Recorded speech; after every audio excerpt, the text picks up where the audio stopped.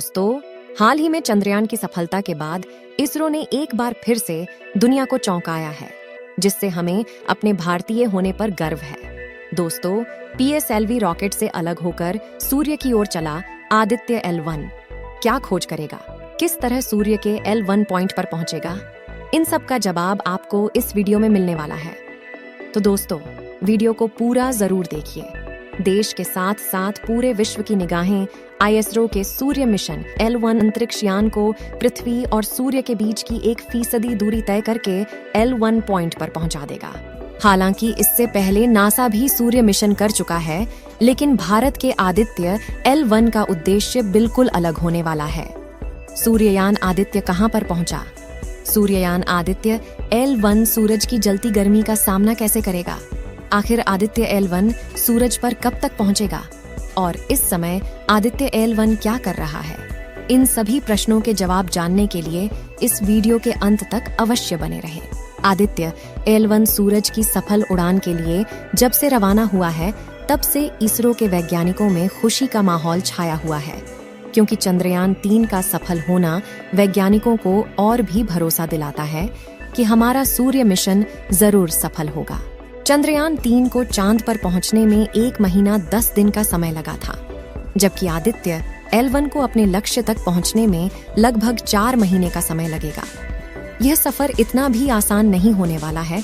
इसका सफर चंद्रयान 3 से काफी ज्यादा मुश्किलों से भरा होने वाला है।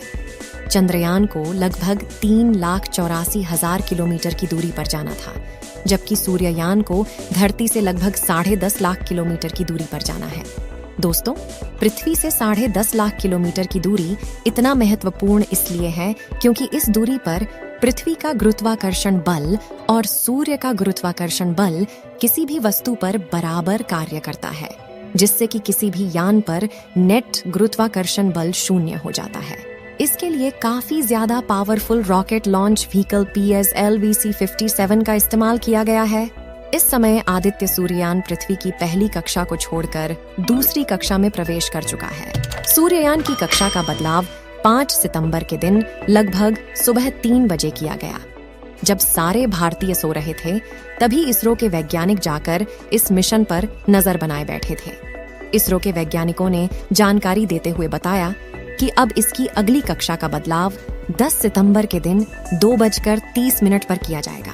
अब आपके मन में सवाल आ रहा होगा कि क्या यह सूरज की सतह पर लैंडिंग करेगा? तो हम आपको बता दें कि इसका मिशन चंद्रयान 3 के मिशन से बिल्कुल अलग होने वाला है, क्योंकि चंद्रयान ने चांद पर लैंडिंग की थी, जबकि हमारा आदित्य L1 सूरज पर लैंडिंग नहीं करेगा, बल्कि सूरज से कुछ दूरी पर स्थित बिंदु पर रहकर सूरज की स्टडी करेगा।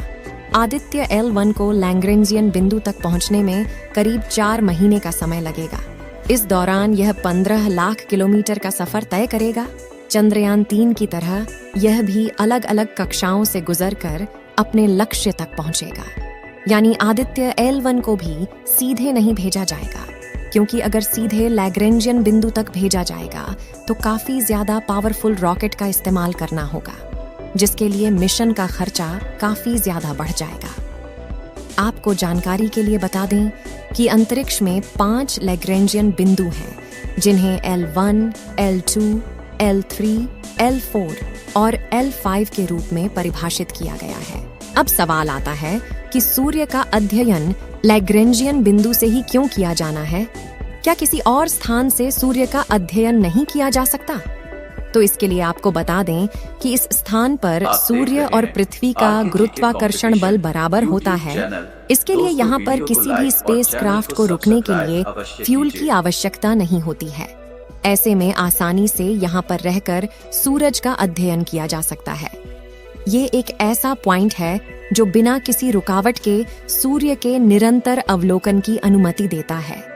अंतरिक्ष यान सूर्य की विभिन्न परतों और अंतरिक्ष मौसम पर इसके प्रभावों का अध्ययन करने के लिए आदित्य L1 के पास ढेर सारे उपकरण हैं।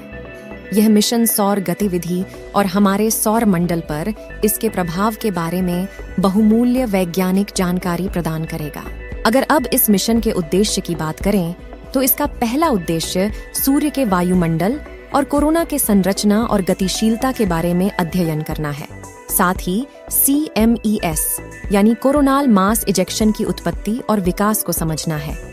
और इसका दूसरा उद्देश्य सौर गतिविधि और अंतरिक्ष मौसम के बीच संबंधों को समझकर अध्ययन करना और साथ ही सौर गतिविधि के प्रभावों को पृथ्वी के वातावरण और जलवायु को समझना है। हमारा सूर्ययान पहले पृथ्वी का 5 चक्कर लगाएगा, उसके बाद 6वें चक्कर में पृथ्वी की कक्षा को छोड़कर अंतरिक्ष में चला जाएगा। इस तस्वीर में आप देख सकते हैं कि कैसे आदित्य L1 पृथ्वी की कक्षा को छोड़कर बाहर निकलेगा और काफी ज्यादा स्पीड से आगे बढ़ेगा।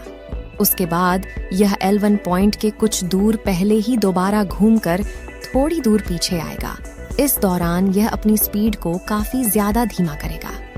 उसके बाद यह L1 पॉइंट के चारों ओर चक्कर लगाता हुआ अपने मिशन पर काम करेगा। इस समय सूर्ययान 245 किलोमीटर इंटू 22,459 किलोमीटर की कक्षा में पृथ्वी का चक्कर लगा रहा है और यह करीब 6 जनवरी 2024 के दिन L1 बिंदु तक पहुंचेगा।